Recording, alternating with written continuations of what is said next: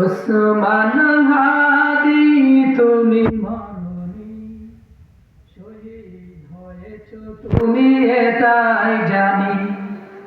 ওসমান হাদি তুমি মরনি, শহীদ হয়েছ তুমি এটাই জানি। শহীদ হয়েছ তুমি এটাই জানি। ঠিক না? ঠিক। ওসমান হাদি তুমি মরনি, শহীদ হয়েছ তুমি এটাই জানি। শহীদ হয়েছ তুমি এটাই জানি। দেখা তো হবে নয়া এই জীবনে, দেখা হবে জান্নাত ফুল বাগানে। ঠিক না? দেখা তো হবে নয় এই জীবনে, দেখা হবে জান্নাতের ফুল বাগানে। এই আশা কবুল করো আল্লাহ তুমি, এই আশা পূরণ করো আল্লাহ তুমি। শহীদ হয়েছ তুমি এটাই জানি। শহীদ হয়েছ তুমি এটাই জানি। ওসমান হাদি তুমি মরনি, শহীদ হয়েছ তুমি এটাই জানি। শহীদ হয়েছ তুমি এটাই জানি। শহীদ হয়েছ তুমি এটাই জানি। ঠিক না? ওরা চিন্তা করছে এক ওসমান হাদিকে গুলি করে হত্যা করে হয়তো বা ওসমান হাদিকে মিটিয়ে দিতে পারবে। ওরা এই চিন্তা করছে, কিন্তু তারা জানে না এক ওসমান হাদিকে শেষ করলে হাজার হাজার লক্ষ লক্ষ ওসমান হাদি দাঁড়িয়ে যাবে। কথা বলেন ঠিক কিনা? সুতরাং যারা হক কথা বলে, বাতিলের বিরুদ্ধে কথা বলে, যারা সদর চান্দারবাজ দখলবাজ রাজাদের বিরুদ্ধে বলে, যারা ভারতের আধিপত্যের বিরুদ্ধে কথা বলে, তাদেরকে কখনো শেষ করা যাবে না। একজনকে শেষ করবে, হাজার হাজার দাঁড়িয়ে যাবে। কথা বলেন ঠিক না বেঠিক?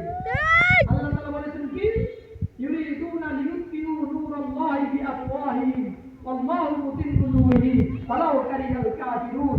তোমরা যতই চেষ্টা করো ইসলামের বাতি নিভিয়ে দিবা। যারা ইসলামের কথা বলে, ইসলামের কথা বলে, কোরআনের কথা বলে, হক কথা বলে, এদেরকে যত দমাইতে চাইবা এরা দমবে না, এরা ততই বাড়তে থাকবে। কথা বলেন ঠিক না বেঠিক?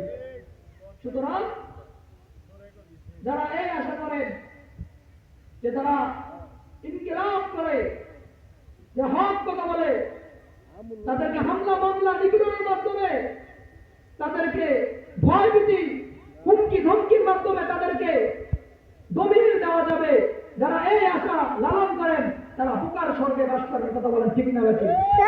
কারণ যাদের জীবন একবার জন্মগ্রহণ করেছে, যারা এই চিন্তা করেছে বাঁচবো তো বাঁচবো, মরবো তো মরবো, বাঁচবো তো মারবো, সিংহের গর্জন দিয়ে একদিন বাঁচবো, বিড়ালের মতো মেরামহ করে হাজার বছর বাঁচাচ্ছে, সিংহের মতো গর্জন দিয়ে, বাতিলের বিরুদ্ধে গর্জন দিয়ে একদিন বাঁচা শ্রেয়। কথা বলেন ঠিক না বেঠিক?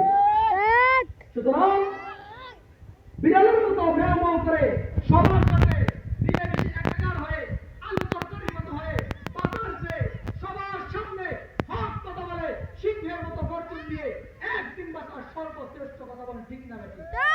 সুতরাং যারা হক কথা বলে তাদেরকে দমানো যাবে না। তারা চিরকাল জীবন, যদিও তাদেরকে হত্যা শহীদ করা হয়, তারা সকলের অন্তরে অন্তর অমর হয়ে থাকবেন। কথা বলেন ঠিক না বেঠিক?